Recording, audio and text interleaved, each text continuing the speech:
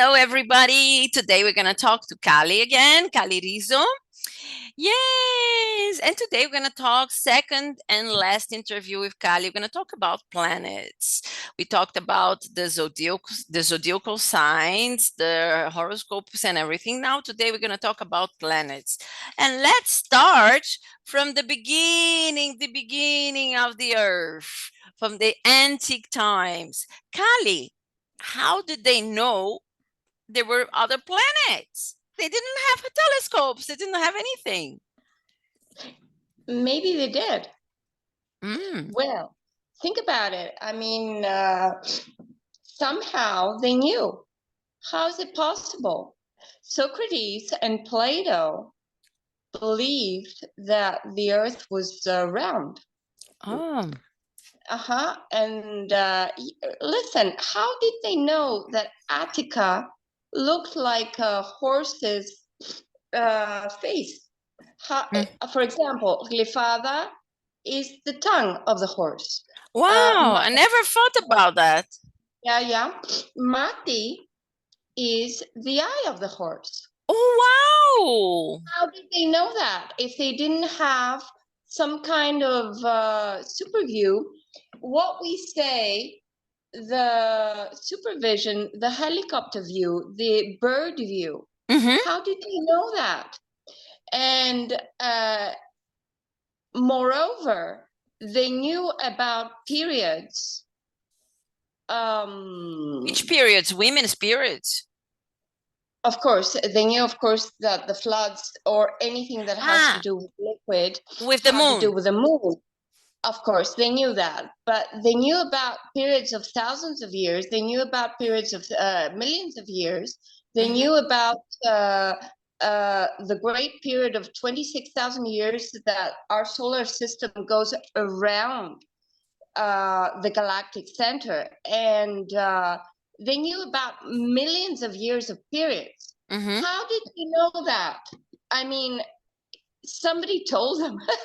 I can't think of any other reason, because the only way that you can know that Attica looks like a horse, and these are the characteristics of the face of the horse, is like if you see it from above. And it's the same thing with all the Neolithical megaliths that are in England as well. They are in Peru.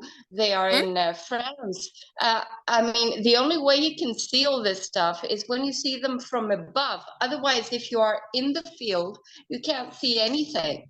So somehow, how did Plato, against Aristotle, his own disciple, his own adept, his own student, how did Plato and Socrates knew that everything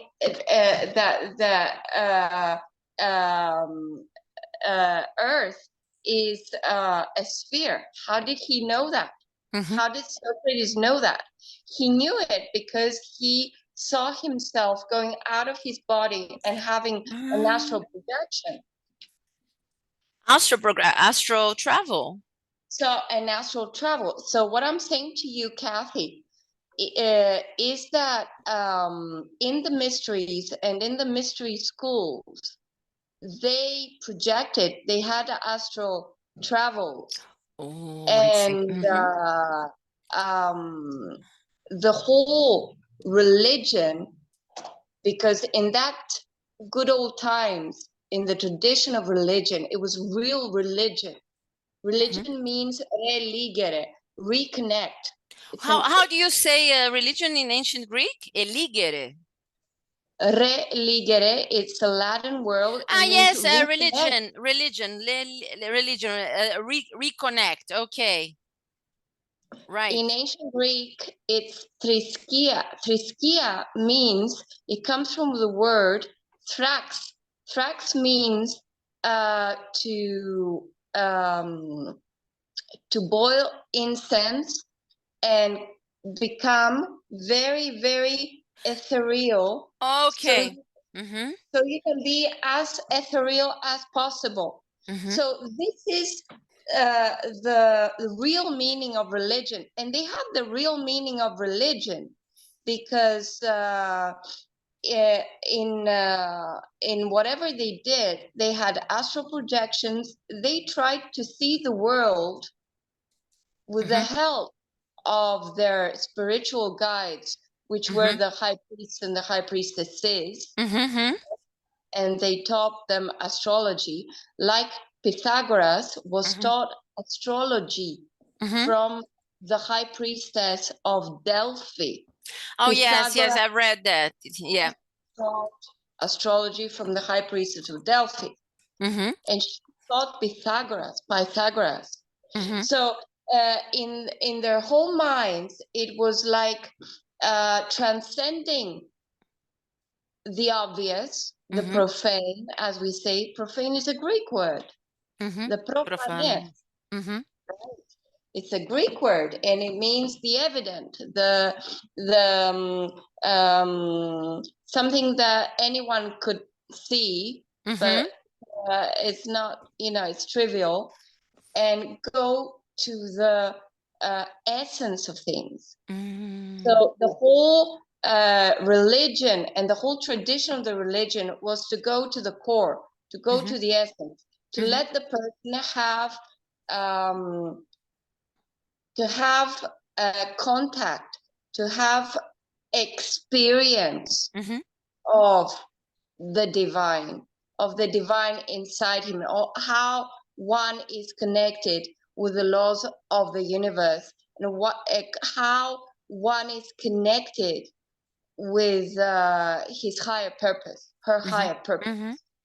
Well, probably this they learned from, like Eric von Daniken said, there were the aliens here on Earth before. Probably they learned also from aliens. Like the Greeks sometimes tell me they have DNA from aliens, but I don't know.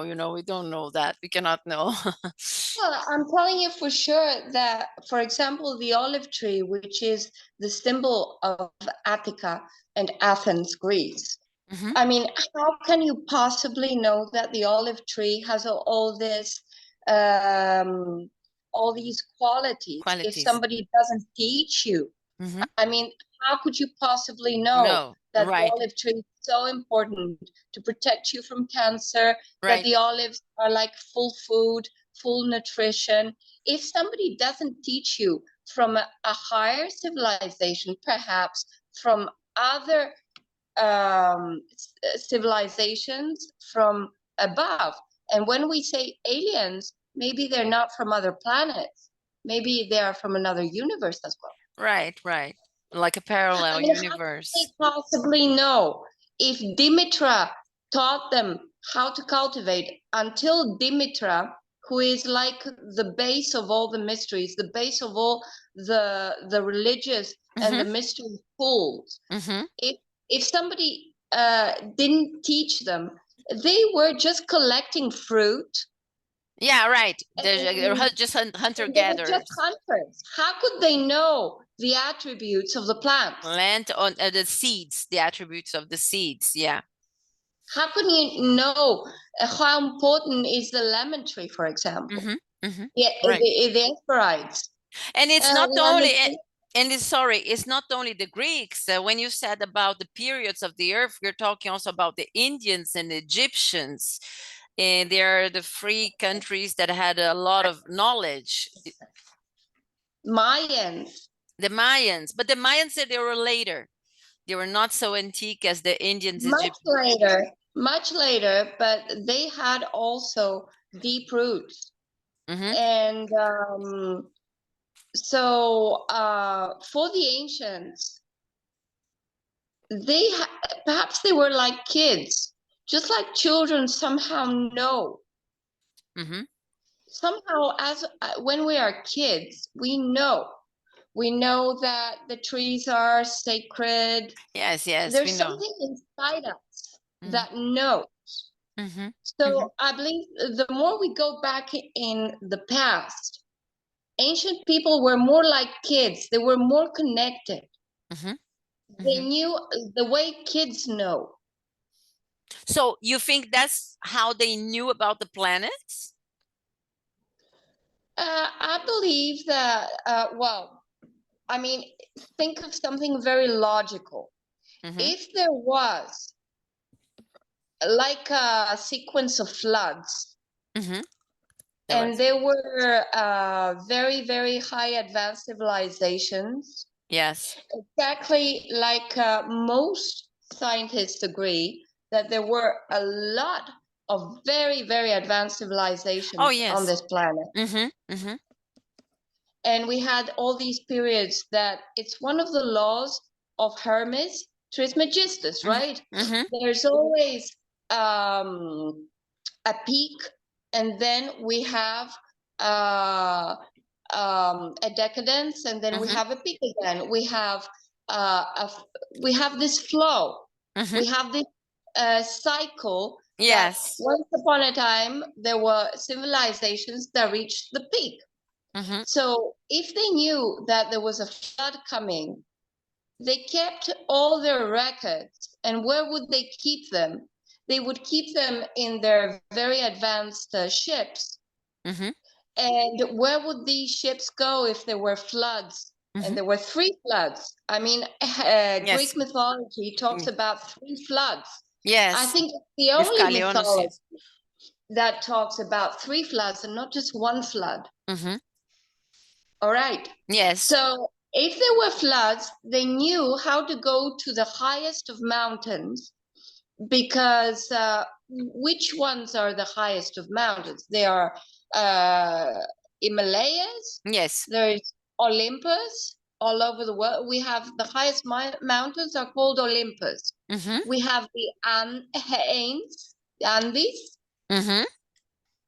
We have the Alps, etc. So that's where they would keep the records. Right. So the Chinese, indeed, I mean, the people of Tibet, I don't know if they're Chinese. Okay, perhaps it doesn't matter. They're Tibetans. It doesn't matter. They're Tibetans. They're Tibetans, exactly. And of course, there are connections. Anyway, these people who are the highest mountains in the planet would keep all the records. And it is true that the Tibetans have created, along with the Greeks, the best astrology ever. Oh, the Tibetans. I didn't know that. It's true. And if you go to the Tibetan museum, you will see how back in the past, something like thousands of years ago, they had all the instruments and they had astrology. Wow. And until, okay, I'm going to tell you this, Kathy, they might diss it in the YouTube, but it's the truth, because the Greeks and the Tibetans, they had like the best astrologers until the end of the Platonic Academy. After that, for the Greeks, it was Christianism. Yeah, it was the decline of the culture and the knowledge. And there was no astrology until right now. On the contrary, for the Chinese, it was nonstop. But the Chinese, they have a different astrology, isn't it? Well, it doesn't matter, because astrology in all over the world, it depends where you are. For example, in our own astrology, which is the tropical Western astrology, for us, it has to do with all this procedure of the seasons. For example, okay, you're Brazilian, so perhaps you don't understand that, but I do. For a European person, when it is Scorpio season, it's like the death of nature, but it's something. It's black. Okay, I mean, all nations, all cults, all people had astrology depending on the seasons of their, but they all agreed. They all were connected, and they were agreeing. They agreed to the suns and the stars that they were seeing, depending, because when, for example, we have summer solstice. For Right. Brazil, it is winter solstice. Yeah, This is the difference. yes, yes, yes. Also, the Brazilians, they are not so connected to astrology like the Northern Hemisphere is. Well, I don't know about Brazil, but the highest mountain, for example, in Peru, etc., in Andes, etc., in each place that there were very high mountains, they had a lot of records and about periods of time, because the whole thing about astrology is the seasons that have to do with our direction in the universe. It has to do with the four north, south, east, west. Yes, the all four the cardinal points. horizon The cardinal has to points. do with the stars. They knew all the temples were observatories, no matter where you were. And what's interesting about astrology, wherever you are, is that the center.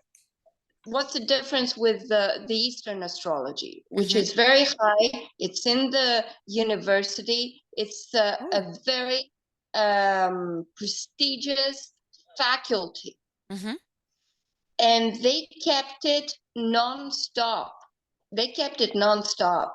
I mean, each emperor had his astrologers, and right now astrologers are the most well-paid professionals in the East. They're the ones who will make sure about the banks, about everything. They are the most prestigious. It's in the university. The East was very, was thinking always very high.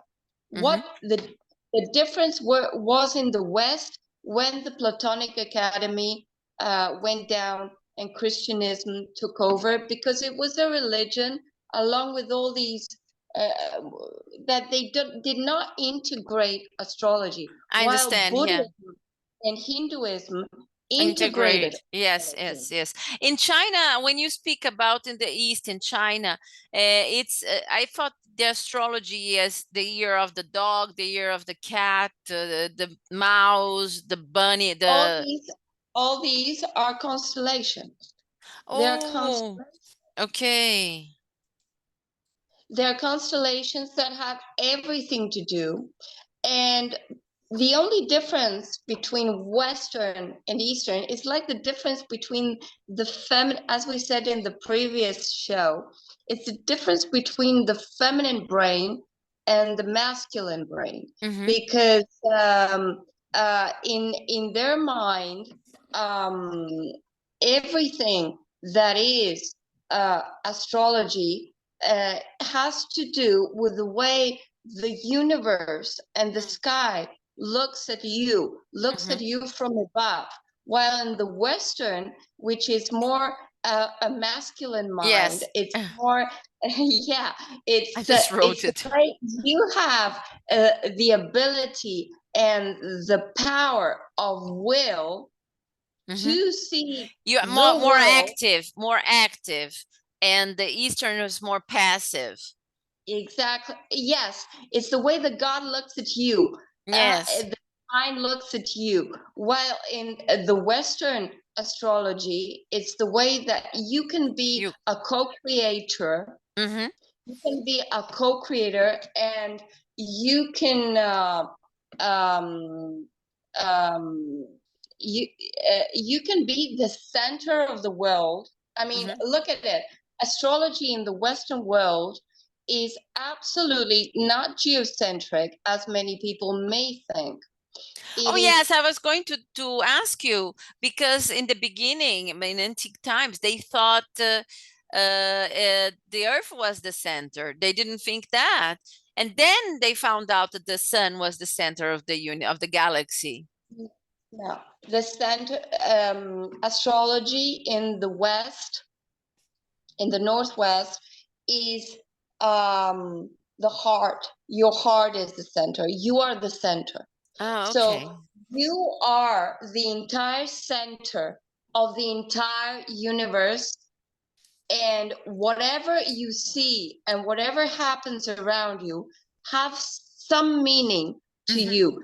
So it's absolutely the Oh, we missed. way the West thinks. It's a Mhm. humanitarian science that I you see. are so important. You are a child of the universe. You Mhm. are the center, Mhm. not the earth, not the sun, because neither the earth or the sun.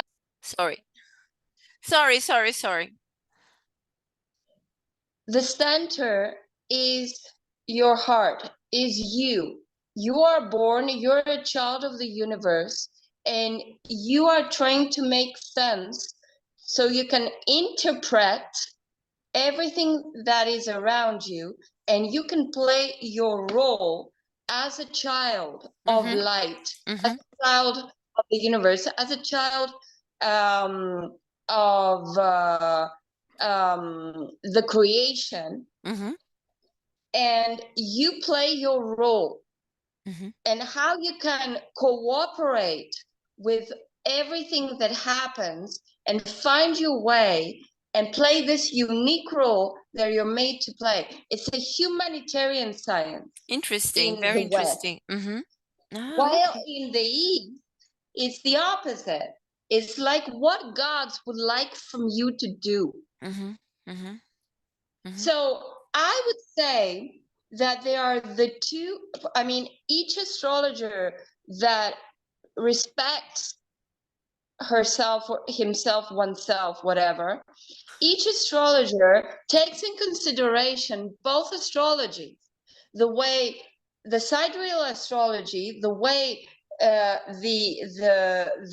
mother and the father of the Mm. universe, the gods, Mhm. see you from above, and at the same time balances it with how you can be the divine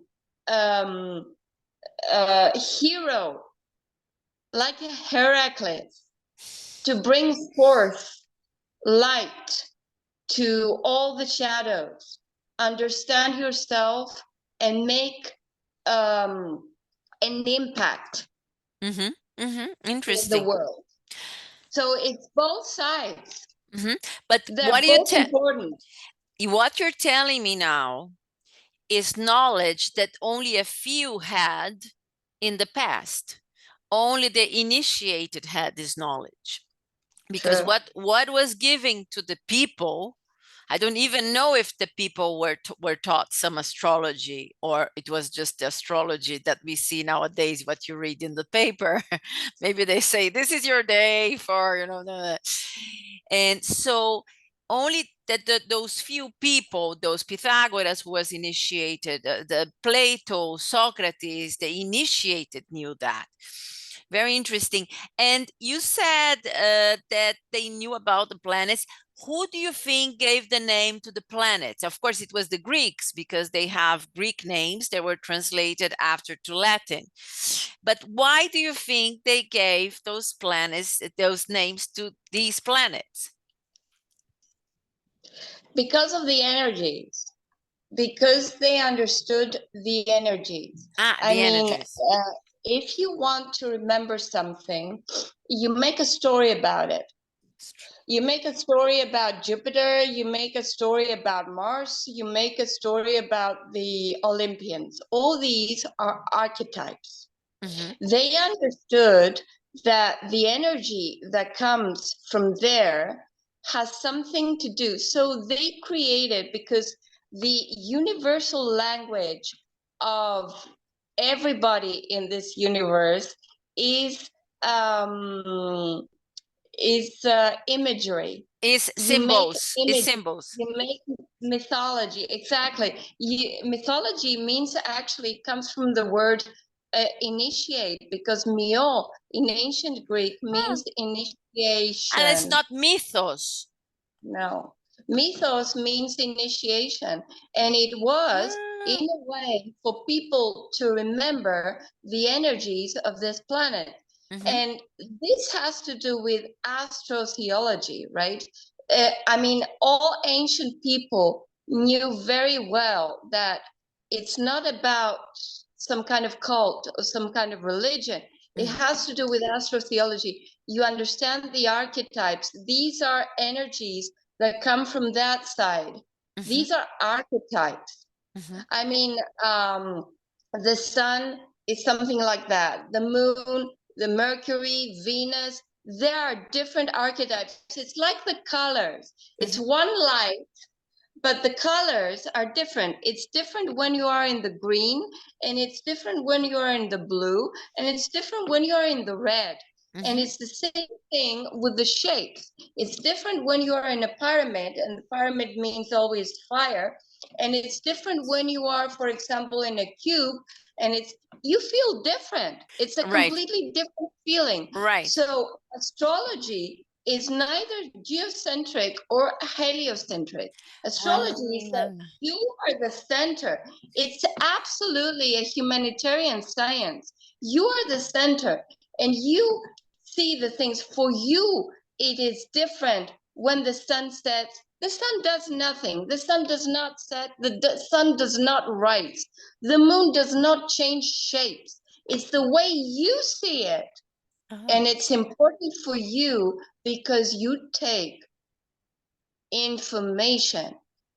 Through seeing these things, you interpret them in your brain as information. The moon does not do anything. They do. It does because it influences also the water. It makes the sea rise and fall. So all nature is dependent on the planets. The planets do influence nature. True, it influences, but what I want to say is that it doesn't change shapes. The sun does not go anywhere. We see it this way. It's the earth, yeah. Yeah, I mean, it's just there. It doesn't set and it doesn't rise. We think it does. So in a way, we are in a theater, we are in an orchestra, and everything is based in the water because all celestial bodies have water, all of them. Really? No, True. not that the sun doesn't have water. Celestial bodies, the sun may not have water, but the sun is a star that is called a plasma. All right. Okay, so it has all these flashes. At the end of the day, even a combination of all these flashes of the sun and all these water that exists in the celestial bodies is what makes this balance between water and fire. And the same thing has to do with our own bodies, because whatever we are, everything we are, has to do with all the everything we take from our environment. We are connected with our environment, and we are absolutely made by our solar system, okay, which is connected with other solar systems around the galactic center, the galaxy, which the galaxy is connected with the other galaxies, and it has to do with the entire universe, and it has to do with these four elements, which are really actually the forms of nature. It's liquid, it is vapor. Okay, because fire. If you put fire, it becomes like vapor. So a connection of liquid with fire is this vapor. And this is what makes the world go round, because vapor is what brings the thunders and the storms and the electricity, and this is what brings life back together again. And all the elements that we are made of everything has to do with the balance of these 4 forms of nature, which are really 5 if you Esferas, also yes. if you If put you some, ether. yeah, because scientists now say there are 5. Mm-hmm. I went to the Academy of Athens, and we have, amazing academics, and they were in the NASA program, they are in Wow. the ESTA program, and they said there are 5 elements after all. Yes. And it Yes. is Yes. from a solid to liquid and to vapor and to plasma. But Mm-hmm. there's also a 5th element that is like outside, that Esferas. affects them all. Mm-hmm. And this is what scientists come to. So what I want to say about when you have this form that inside us we're 72% at least liquid, at least 72%. Mm-hmm. We are connected in whatever Oh, yes. information.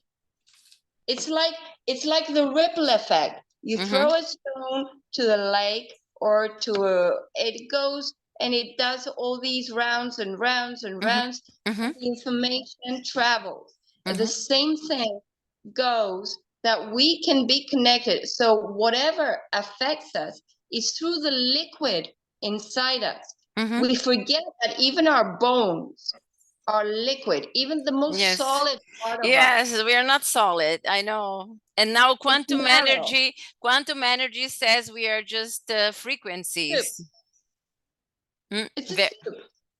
It's like whatever you throw a stone in the soup, and it goes round, and it travels everywhere. Great. So that's how we are affected by all the celestial bodies.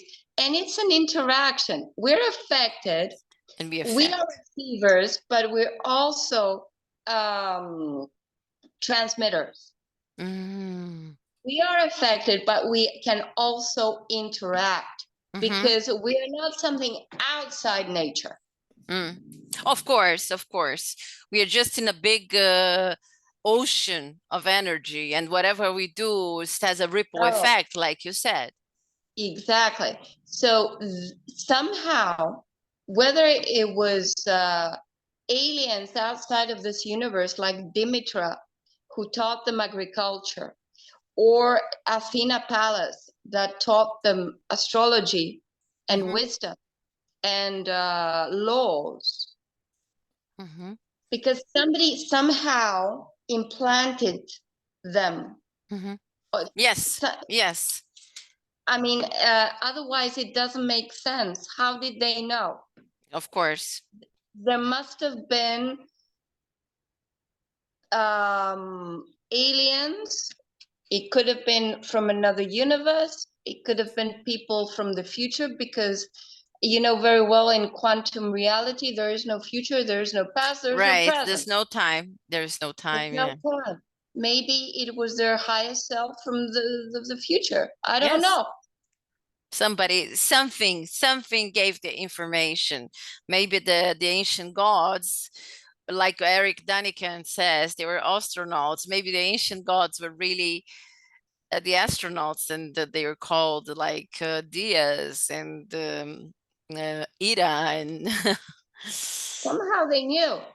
And the 12 Olympic gods, they have to do with the 12 archetypes. We don't know if the Olympic gods existed, but somehow there were people who incarnated these archetypes. of course. Maybe there were queens, maybe there were priestesses, maybe there were warriors, maybe there were heroes. They incarnated them.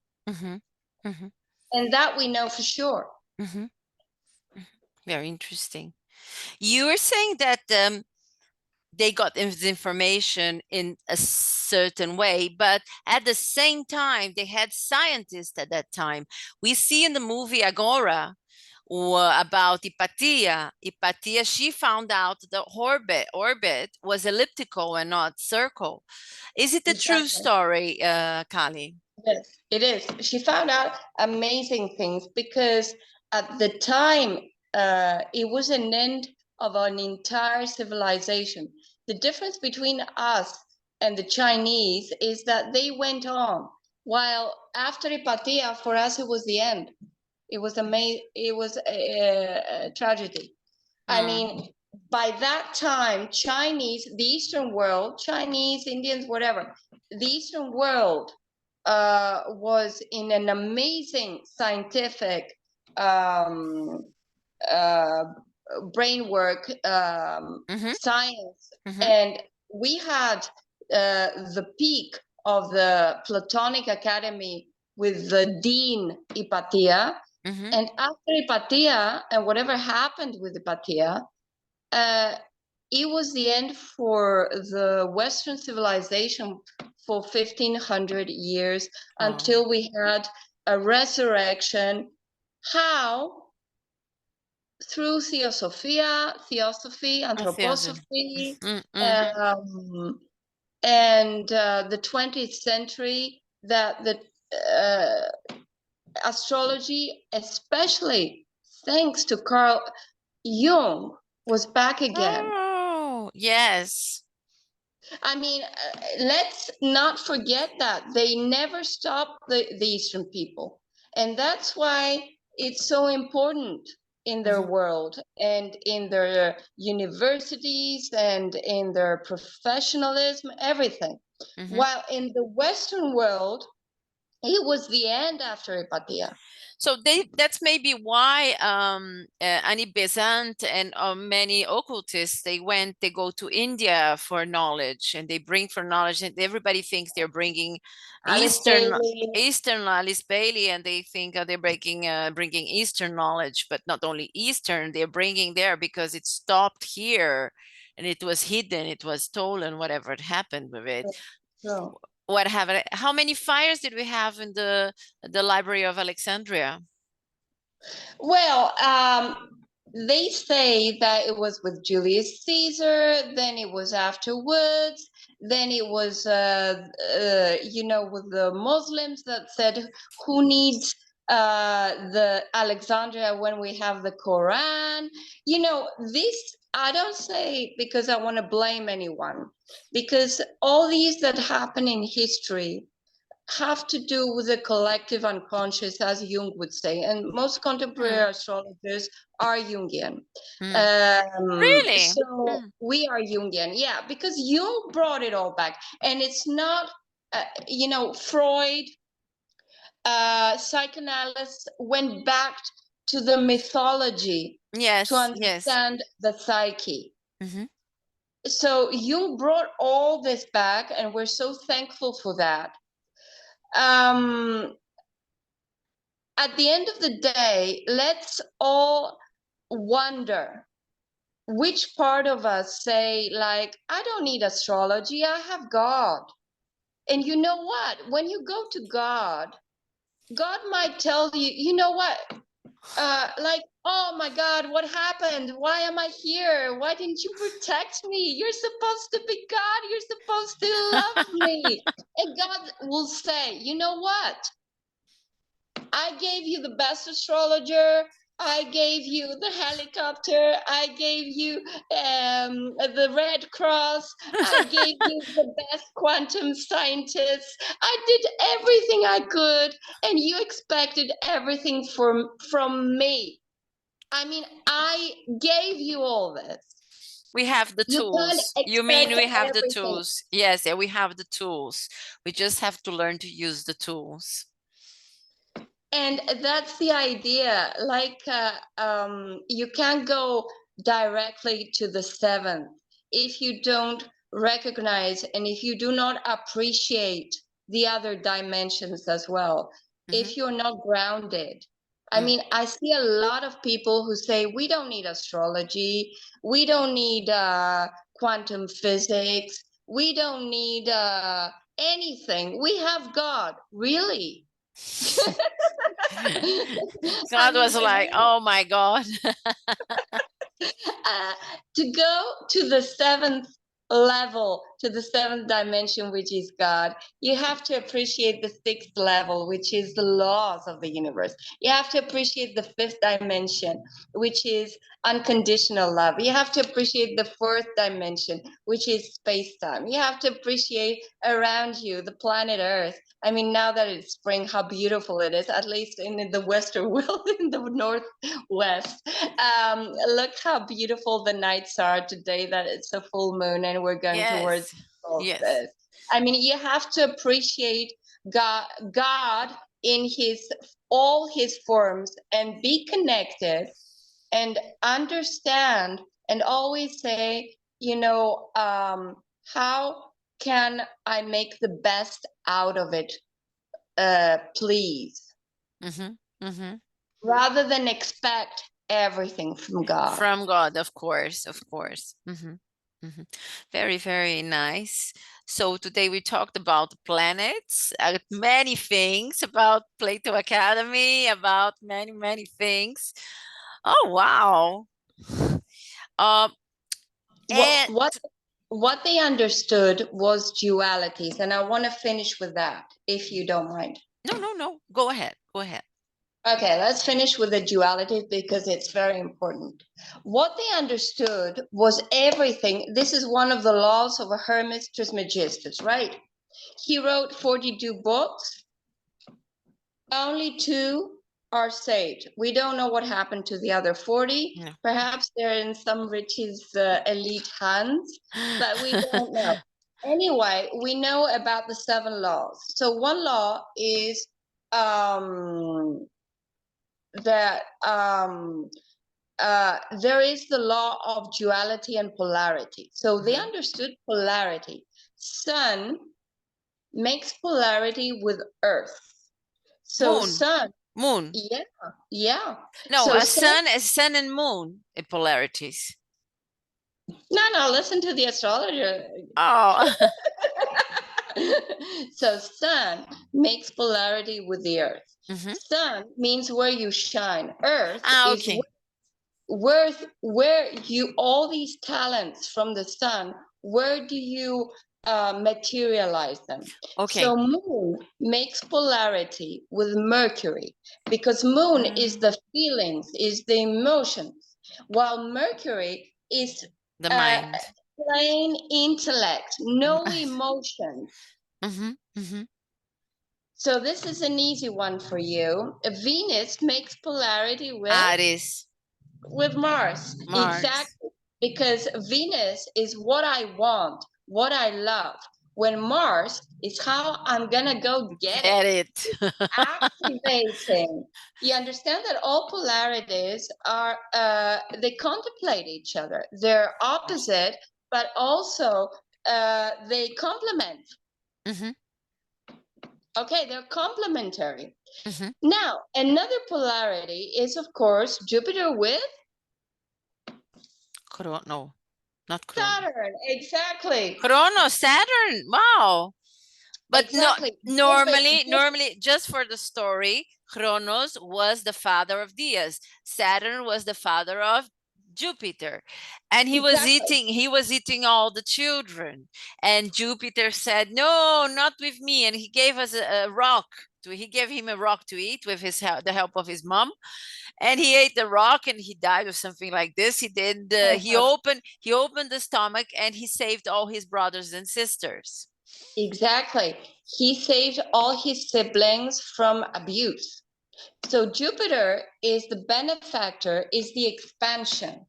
Jupiter is the expansion, is the person that is generous, gives everything, while Saturn is the opposite, is discipline, order, limitation.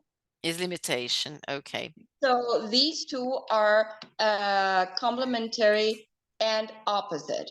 Another polarity is Uranus and Neptune. Uranus is the mastermind, is the genius. Wherever you have Uranus in your chart is your is the part that you are a genius. Wow. Unique. While Neptune is imagination.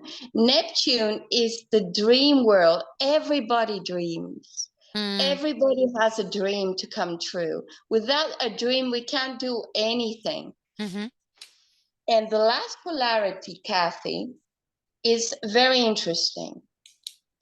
It's Chiron. Oh, the new planet that you told us. And Pluto. Oh. Chiron and Pluto. So this is the last polarity. Chiron is the healer. And what is Pluto? Pluto is the destroyer. healer. Is the what? So Chiron is the healer and Pluto is the killer. The killer, the destroyer. Ah. So imagine that everybody who has Chiron is the part that they want to save in their world. They want to heal. But Pluto in our chart is the part that we have to let go. We have to leave. We don't need it. We have to leave it behind us in order to evolve. It is the psychological death. So look what happens in our world, right? Everybody wants to save, but they don't think of Pluto, which is the polarity of Chiron.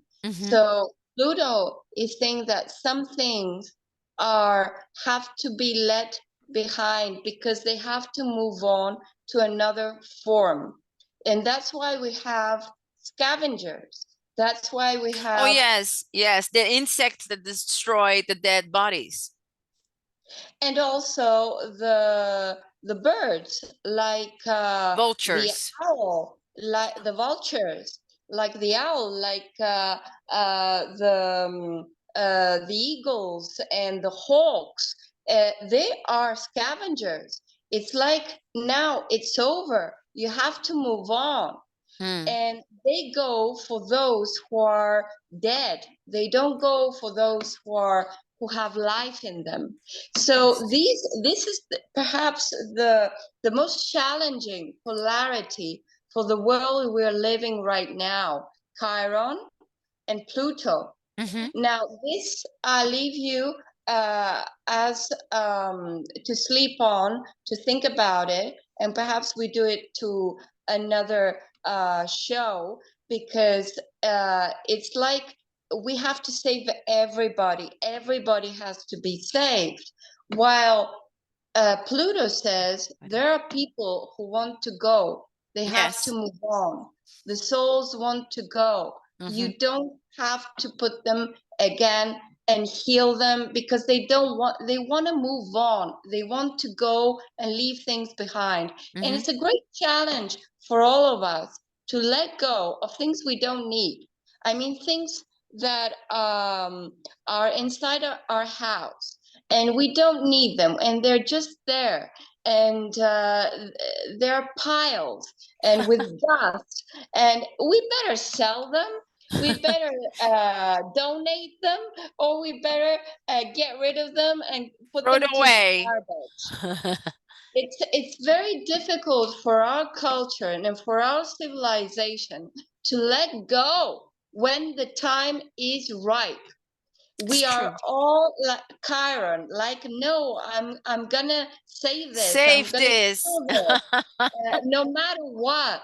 Now, ancient people, whether it was Greeks, whether it was Celts, whether it was Indians or Tibetans, whatever, all these ancient civilizations, they knew how to appreciate Pluto.